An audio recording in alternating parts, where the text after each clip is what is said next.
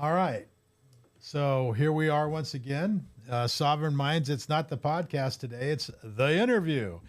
And it's August 28th, 2025. We're down here at Mountaintop Media at the epicenter of freedom in the state of California. And I have a special guest today that we're doing an interview.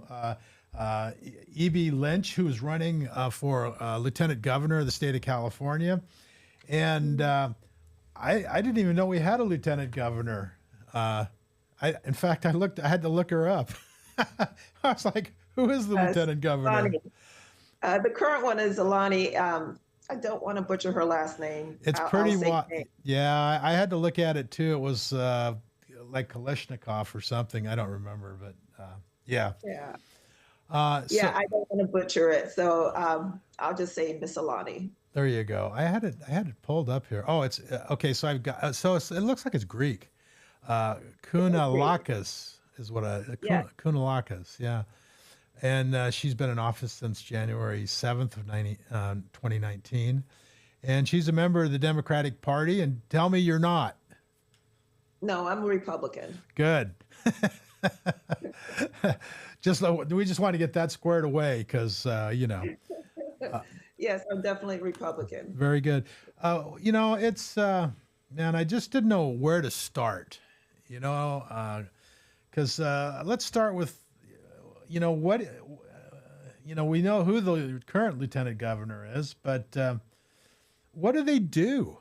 What's the job of the lieutenant governor? Maybe you can kind of start there, and we'll head on into the rest of the stuff.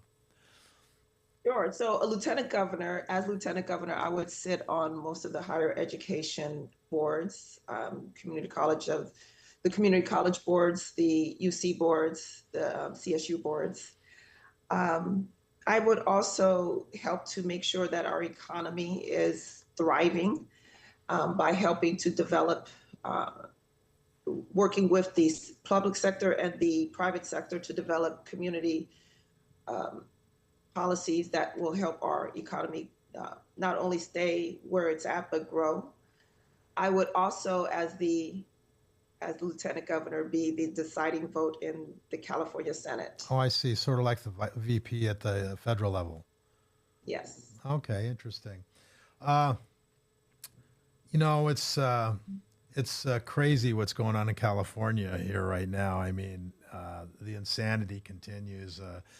I noticed that you weren't a supporter of Gavin Newsom. Is the guy? I mean, it seems like we're just on this fast track to crazy. Is that just me, or do you agree with that? I totally 100% agree with that. Unfortunately, we have a governor currently that doesn't understand that there are more than the 1% in his constituency. I think that a lot of the policies that he backs are not for the majority of Californians, and it's doing us a lot of harm. Right. I'm hoping that whoever becomes governor first has God first and won't repeat the same mistakes that Governor Newsom has. So you're a Christian, and you're a mother, and you're a veteran, and you're a business owner. Anytime I see business owner, because I've been in business my whole life, I started a worm farm when I was 7. So I like business, and I think that's the only place to be. I could never really understand why anybody ever get a job. You don't have time to make any money. Uh, but tell me about your business. What do you do? So I started a nonprofit called CURE, Coalition of United Represented Entrepreneurs. And the main reason I started that nonprofit was because I saw the corruption that was in our unions. CURE is a non-traditional union that looks to help people develop the entrepreneurial mindset. I think that when you have the entrepreneurial mindset, that it helps you to understand the other side Right. of business. Because a lot of times, as an employee, we don't see the workings, the behind the scenes workings that keep the business going. Right. And there are a lot of assumptions that are made about how much money businesses have. Even if you have equity it doesn't always mean that you have access to that equity. And so I think that having that entrepreneurial mindset helps everybody in our community to have a better understanding of how our economy works. I think as an employee, you just have a fraction of the understanding necessary to really, I believe, help our economy grow. I couldn't agree with you more. In fact, you're saying things that I'm actually surprised that you're saying. Do we? There you are. I thought we lost you for a second. Uh, as a business owner, I tell myself and my wife all the time, I'm working all the time to make sure everybody else has a job. Mhm. And I don't necessarily, now there's benefits always to different things, but a lot of times I'm working just to make sure that somebody else is getting a paycheck. And I don't think Yes. that a lot of employees, now my employees are different because they hear about that because they're mostly family, uh, but it's true. A lot of employers feel loyal to the community and their employees Mhm. to where they just wouldn't drop the ball on them. I mean, it's like they got families, they got mouths to feed, they've got bills to pay too, and Mhm. sometimes coming up with a payroll or something comes out of your own pocket. Yes. So Yes. it's I totally agree, Mark. And sometimes, and what I do with Cure is I try to give people an opportunity to work as the business owner in as much as possible. And it gives them a different perspective right. because when you have to figure everything out and you don't get to clock out when it's 4 o'clock, you understand that, wow, there's more to this than Yeah. I thought. Well, you have to know your job and all the rest too, So that's Exactly. really interesting. I find that fascinating and very exciting. Maybe a better term would be, I don't know, visionary. I mean, I like that. Okay. The one part when I was looking, of course, I did a little background check on you here and there because that's what I do. Uh, One thing that stood out with me, and you've kind of sort of started hitting on that a little bit and explaining it, was your involvement with SEIU, because SEIU for me is a total red flag. I mean, any kind of a public sector union cuts the public out of the negotiations with the people who are making the payments and raising their salaries and giving them benefits, and they've become a monster in my opinion, and out of control. What say you? I agree.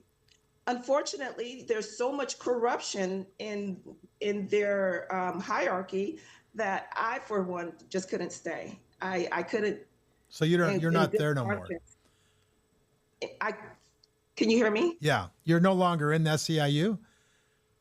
No, actually, I'm retired now Oh, from I see. state service. Yes, Okay. but even so, I will always talk to people about understanding who is representing you. Because for far too long, SEIU and similar organizations will say that they're representing people, but when you really break it down, you find that they're really just representing their own interests. And Right. that to me is a shame. And no matter whether it's politics, whether it's in the union arena or any other arena, people have to understand what their rights are, who their representatives are, and when you're a steward of anybody's anything, you should understand that you should first do everything for the benefit of those who you are in stewardship first for. And I didn't find that that was the case in the local that I was a part of, especially because what they did to Richard Lewis Brown, because he dared to stand up against some of the tyranny that they tried to impose, they ousted him.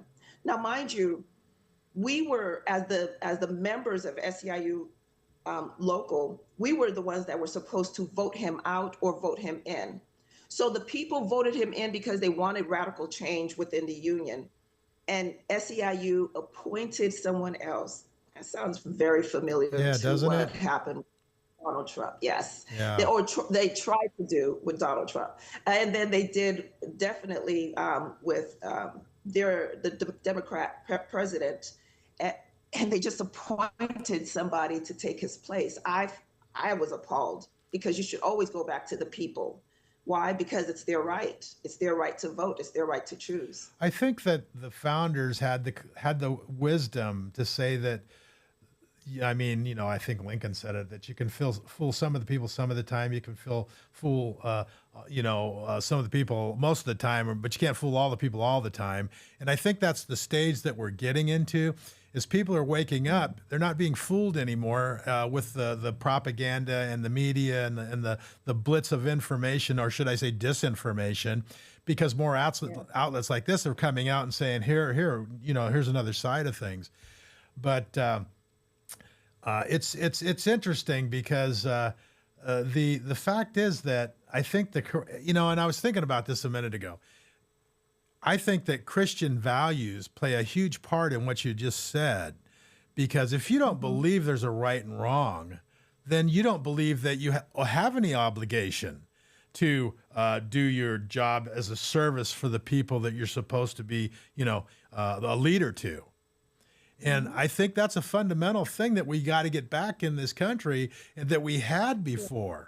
That, I mean, when I was a kid, it was wrong to steal. It was wrong to lie. It was wrong. Those were wrongs because it was instilled in us as moral values that we, Ten Commandment stuff. And I think that's where we need to go back to fundamentally get back to a civil society. I think you agree with me. Yes, Mark, 100%. Oh, my word, yes. I was talking to Leslie earlier, and I said just that. I said, we need to get back to the basics. We need to get God back into every aspect of our society. We took him out, and look what we have. Yeah. You're right. And we know that even though you have the choice to believe or not believe, to pray or not pray, even though you have the choice, we know that when we are a praying nation, we are a thriving nation. Yes. And once we took prayer out of everything, I 100% believe that we decided on our own doom as a nation, as a country, as a state. So we have to get back to the basics. Right. Yes, I think some people may say, "Oh, I don't believe in Christianity," and that's fine. Sure. That I'm 100% for people choosing their own beliefs. However, we know that whenever there's an area that is predominantly made of believers, that area is generally safer. And why is that? Because people self-police.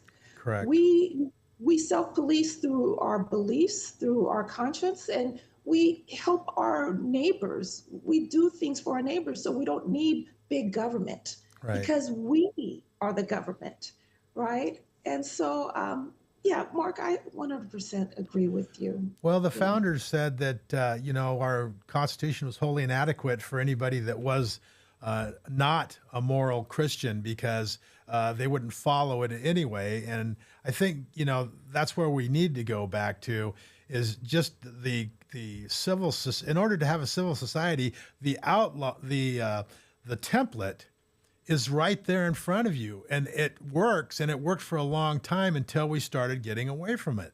And I was watching today, I can't remember, I think it was Benny Johnson or somebody, and they showed the guy who shot the kids in the church. They showed a picture that he drew of him looking in the mirror, and the mirror that was facing him, he drew a picture of a demon. Now, I'm not trying to go anywhere with this, but his perception of himself, or of the evil that he committed, was so skewed. I mean, and where does that come from? Does that come from completely ignoring morality, period, and corruption? I mean, I think so. I agree, and I think that we as human beings understand that there's a lot that we know, but there's even more, a greater amount that we don't know. And I understand that people want to be progressive in their thinking, because there's so many things that we did in the past that they want to steer away from.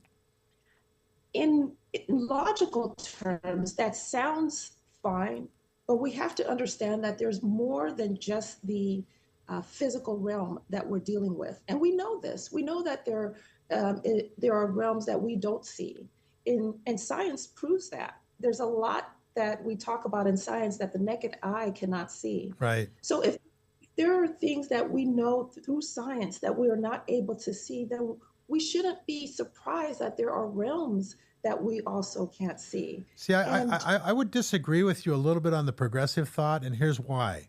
I don't think they're progressive at all. I think they're circling back to the same Marxist plan that has been socialist takeover. It goes all the way back into tyranny, back into the age of kings and China. Their progressive plan is being used by people in power to gain power.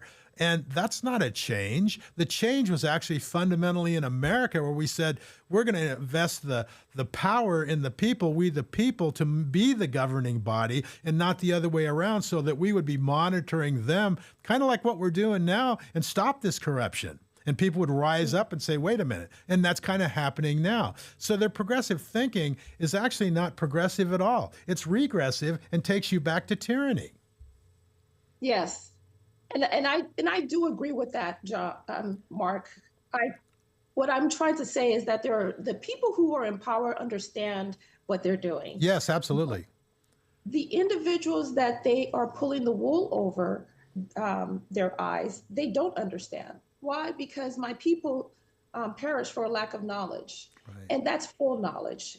So when you take away the knowledge of the Bible, I believe that you take away a great portion of the knowledge and history of the nations. And you have to be able to compare something to before you just decide you're not going to have anything to do with it. We know that have been a lot of people in the past who said, "Oh, God does not exist, and I'm going to prove it." And in their quest to prove that God doesn't exist, they had to admit that, hey, there is at least the possibility of God's existence, right? So, and I'm saying that the individuals, just like in the unions and in politics and in the world, those leaders that are in power want to keep power. So they will use the term progressive. And the people underneath, understanding the term progressive to mean something for the betterment of people, will ride along on that bandwagon, thinking that progressive is something good. Well, their definition of progressive and the actuality of the progressive agenda that is being put into policy, they are not one and the same. And I'll give you an example. When I was in the union, I found that a lot of people became union members because they wanted better working conditions. They wanted more say in how they can be able to live their lives. They wanted safety. They wanted, just betterment, Better all around lives. betterment. Better lives, sure. However, the leaders within the union were very manipulative, knowing what the individuals, the everyday at-large members wanted. They actually did the opposite, and then told the members, "Oh yes, we gave you what you wanted." And why did the members believe it? Because my people perished for a lack of knowledge, because Right. they didn't understand the intricacies of how things worked and what they were really getting. And that's, I believe, what's happening in in politics. And we need to start understanding that politics, we need Christians in politics. Yes. I don't believe ever that God said, "Hey, go out and give my good news to the whole world." But hey, not in politics. I don't believe that he ever said that.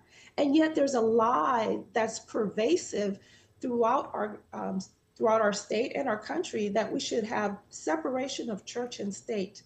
Now remember, separation of church and state was to protect us, so that we can be able to have our faith without So the without government state. wouldn't tell us what religion was correct. Yeah, absolutely. Exactly. And that's actually a misnomer. They misquote that. They say it's in the Constitution. It's not. It's actually in a letter from Thomas Jefferson to the church. I can't remember which church off the top of my head. It was Samuel Kercheval at the Baptist church there that said that we want to keep the schools separate from the government because we didn't want the government teaching our children, about the church. So there's a couple things there I wanted to say. One was, I think it's somewhere somebody said fear of God is the road to wisdom, and I Yes. think there's a lot to be said for that. Even if you don't believe in God, but if you've got a little bit of fear and you start doing some reading and some research, you start enlightening yourself. So that's the road to wisdom, and I think you're right. I think these people have been misled and propagandized, so they don't really understand that they're being used as pawns in this game of power. And this goes all the way back to Machiavelli and the Prince and all. I mean, they've been doing this forever. You promise utopia, you promise the sun, but when you get there, what you usually get is the end of a barrel of a gun. I mean, and that's how it's worked historically, whether it's Mao or Stalin or whoever who has done this, and you go back farther and farther. So the principles, the roadmap is in order to get good governance is not having the church, not having Christians in government. You need them in government so they have those morals there, but not having the government telling you which church or which religion you should be a part of, because what the government giveth, the government taketh away on all scales, and that's the problem that we're having now. We've got so many people dependent on the government that what they're doing now is they controlling everybody through that government largesse. Yeah. Yes. I thank the Lord that there's so much that I've learned and am still learning because He had me participate in this race. And it forced me to really delve deeply into researching what our government is about and some of our history. And what I find is that we do keep repeating the same mistakes over and over again. And what we need is continuity within the government of a certain mindset that we've lost. Yeah. I think if you look at my campaign video, one of the things I talk about is hard work. And we have decided that hard work is a bad thing, and so we should avoid it at all costs. Insane. And that is just not the case. That actually helps to strengthen us. If you look at our history and the times when we came together and forged the strongest economy, the strongest nation, the strongest state, is when we had to do a lot of hard work. Right. That hard work helped for everybody to put all that other nonsense aside and concentrate on what really mattered. Well, and we need to get to that. In a free society, and the essence of that is keeping the benefit of our own labor, because when everybody's working hard and creating more wealth for themselves, they're also everybody's creating more wealth. So what's happening is that you're building a society where everybody's standard of living keeps rising. Right now they're siphoning so much off of it that it is almost a slavery issue, not to bring up any sore spots, but that's what slavery is working and not keeping the benefit of your labor. In a free society, I'm saying we should all be on the same page. White, black, it doesn't matter. We should all be free. And that they're using this racist thing against everybody to divide so that we're not seeing the real problem is that there's way too much government and it's out of control and it's enslaving everyone. I agree. When I talk to my fellow African Americans, I get mixed reactions. And some of what I hear is, "Oh, I'm so upset that Donald Trump took away, has closed so many of our departments and so forth."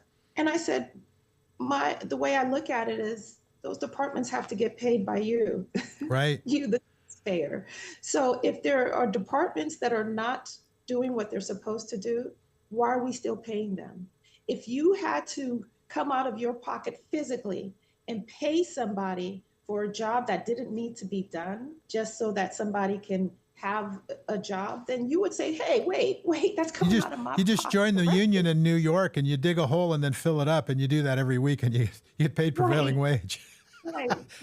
So we do need to get more efficient. There's Right. nothing wrong with saying, hey, we can admit that some certain jobs aren't necessary. Right. And what I see also is there's this push to scare people about, oh, they're going to close down these jobs and we'll be out on the street. Well, understand that whenever there's a hole, there's a vacuum, it gets filled. Right. So there will be other jobs, and Right. there'll be opportunities that come with those jobs, opportunities for greater pay, opportunities for you to have a small business that can be able to give people what they need.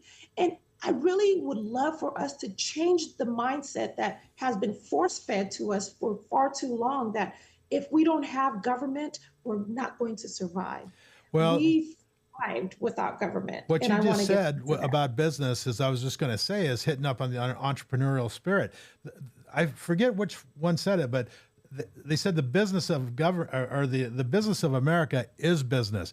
When we started this country, everybody was their own business. They all were free to think up, keep the benefit of whatever they thought up, start businesses, invent things, all of that Yeah. stuff. And by doing that, we saw an explosion economically that you never seen in history. I mean, for 6,000 years, they lit a lamp with a oil lamp with a match, and then all of a sudden we got electric lights. It was because all of a sudden man was free to invent and to think up all kinds of different things and keep the benefit of that.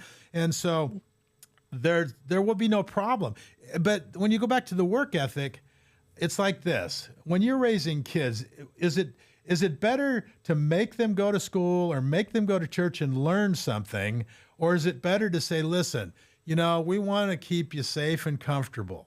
Okay. So you just stay home and, don't do a lot of things, and don't play hard, and don't learn anything, and it's a long way to the bus stop. What you're doing is you're creating dependency.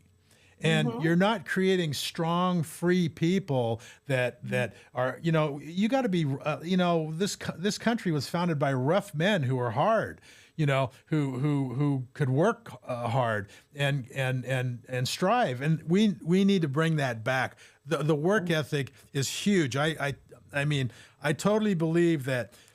Quit getting dependent on somebody else and start depending on yourself, and get some self-reliance going. And if we had even 50 to 80% of the people doing that, there'd be so much economic explosions out there. There'd be enough for everybody to have any kind of work they wanted. Most definitely.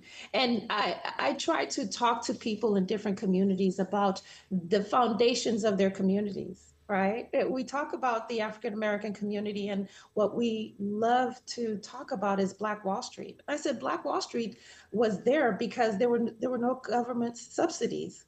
Do you Right, understand that when you have to work hard so that your family can be able to survive, not just thrive, but survive, just right. to basically survive. You're going to work your tail off, and your kids are seeing you work your tail off, and they're going to do what and everybody's involved. Everybody's doing it. Nobody's feeling like, oh, well, I'm just going to wait for my check because the government has to give me my check. And I don't believe in that. I believe that, hey, if you work hard, you're going to get not only what you put into it, but more. Right. You're going to get a whole lot more than you even thought you could get. So I want us to get back to that mindset of hard work, I of agree. putting in a good day's work for ourselves, and the entrepreneurial mindset, because I think it's better to own your own than to have a job. That is my personal belief, because I've seen the differences, because you get to own your time. Right. We talk about how we need more daycare centers, but if you were your own boss, you wouldn't need a daycare center. Why? Because you would be able to work that out. But because you're an employee, you have to wait for your boss to give you time off, or you have to um, make your day, plan your day around the time frame that they set for you to work, where you can plan your day around your own time frame and the things that you feel are most important in Well, your that's like I life. said before. I could never understand why anybody get a job. You don't have time to make any money. I should caveat that with, I'm not saying anybody should quit their job. Okay. Right. You have to work your way up and you have to work into something and knowledge wise. But I find it really refreshing to hear this, because I grew up under the assumption that a job was almost a bad thing in a way. We called it jumping over bumps, because you go get a job and you work your butt off till the end of the month, and then the bills come in, you pay all your bills, and now you're broke again, and then you jump over that bump, and then you have another month to do it, as opposed to coming up with something to bring in some more income. In my position of I'm a consultant and a business consultant, and if I'm not dependent on just one source of income. I don't just work for one person. I work for 600 people. If I lose something by somebody moves, or maybe I didn't do a great job and I learned something maybe I should figure out, then I can go out and get another person or another client, or build the business and bring in more income, depending on how hard I want to work. And the job is a trap, in my opinion, because like what it does is it keeps you in, and not only that, you're paying all these payroll taxes, Social Security taxes, FICA, and then California, and we didn't even have an income tax on the wages until 1913 is when we got the income tax. But on wages, it wasn't until the war in 1945. So they've slowly been, educating us to think that this is normal, when in the country it was never normal up until that point.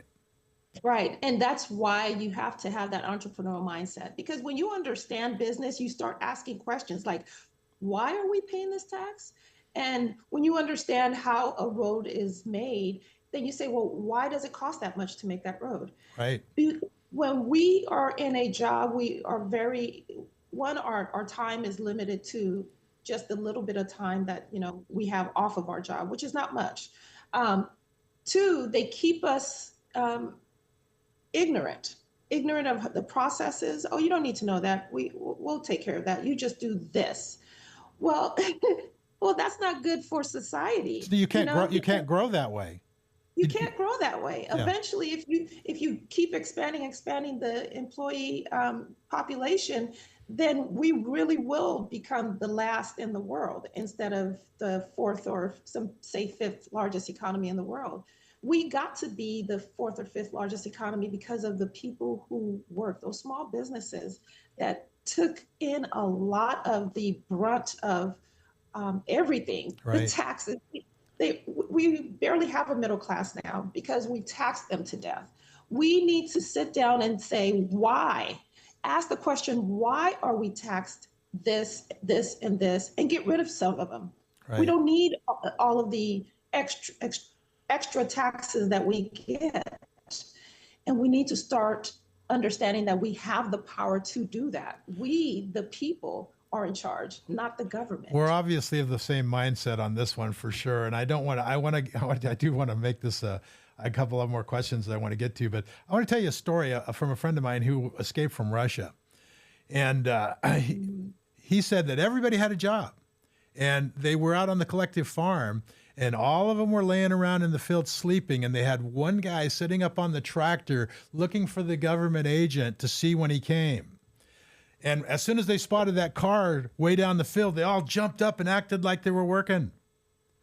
And as soon as he left, they all went right back to sleep and the guy perched up on the thing. And that's an absolute true story. And that's what happens when you get the government in control of everything. Incentive goes out the window. Nobody wants to work hard. And everybody thinks they're entitled to a paycheck. And they're actually angry or incensed if they don't get it. And the production then goes, is non-existent. Yeah. Crazy. Yes, I agree. I don't know how many employees, well, actually mine is volunteers. I had to let go of some of the volunteers because they just wouldn't produce. Right. And sometimes I had contractors that would come and give me bids and I'll come back 2 days later, they haven't even started, but they still want to get paid for the time that they were there. Right. I'm not paying you for your time. And when you're in business, you get paid for your production, not for your time. And that's a huge difference. Exactly. All right. Exactly. Why are you? And now you're optimistic in California. Okay, I read your thing. Why? Because I'm thinking I'm starting to wonder if I should move. Because then I keep thinking, where am I going? And I'm kind of fighting the fight here, and I guess it's the good fight. But uh, uh, you think we can turn this thing around? Most definitely, Mark. Why? Because there's a God in heaven. You know, um, when I started this, I was very reluctant because, I had served my time in the military and I have a daughter who's 16. And I said, okay, she's my baby. She's the last one. And once she's done, then, I can see the world the way I want to see the world. And God said, no, I didn't give you what I gave you so that you can sit back and relax. Because once you became mine, we all share in the burden because there's a lot to do and the workers are few. Well, see, there you go. And Not everything's great about Christianity. There's a responsibility, and man, that sometimes weighs heavily on the shoulders. And we could talk about the parable of the talents, but go ahead. I didn't mean to interrupt. no worries. But basically, you said it right. He gave me so many talents and skills through my time in the military that I can't just sit back and, knowing that I can do something, that I can make a difference. I can't just sit back and say, okay, well, maybe somebody else will do it. It's hard to look in the That's mirror. never really been. It's hard to look in the mirror when you know Yes. that stuff, isn't it? Yeah. I mean, that's why I've been doing this. I've been doing this for 40 years, 43 or 44, and talking to my clients and doing radio and doing this and I'm starting to get to the point where I might want to retire, but it is you can't look yourself in the mirror if you don't do something. Right, right. Because I know that I have somebody to answer to, and I actually appreciate it because it is a blessing. My background is so diverse. I feel like I'm definitely truly a Californian because my parents immigrated here, and most Californians are immigrants.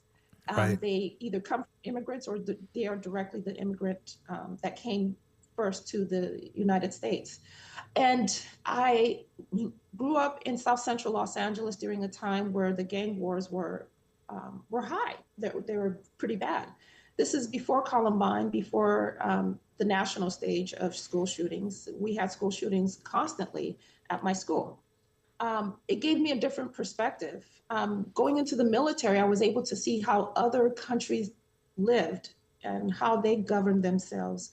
And I was able to compare. And I truly do love our country. I love California. I do. And I don't want to see where we're going continue. The road that we're on right now is not a road of life, but of death. Right. And we definitely, as Californians, have the resources, have the skills, have everything necessary to be able to turn it around. So, And the message God gave me was, hey, we need to get back to praying. We need to ignite Savior spirit and not our own. two things you brought up. I got to ask you, pro Second Amendment. 100%. Okay, very good. And then Yeah. I think they've been cheating on the voting. I mean, there's so much evidence of it. 2,000 mules, the laptop, the intelligence agencies. I'm hoping Trump will fix some of this. But with that, in California, it's been especially prevalent since COVID because our esteemed governor, Newsom, I'll be polite, changed the rules. And we started getting mail-in ballots, and we started getting ballot boxes, and there's no voter ID, and flooding in of illegal aliens, and I mean, are we going to be able to fix this with that much of a problem? Most definitely. It's really the people that have the power.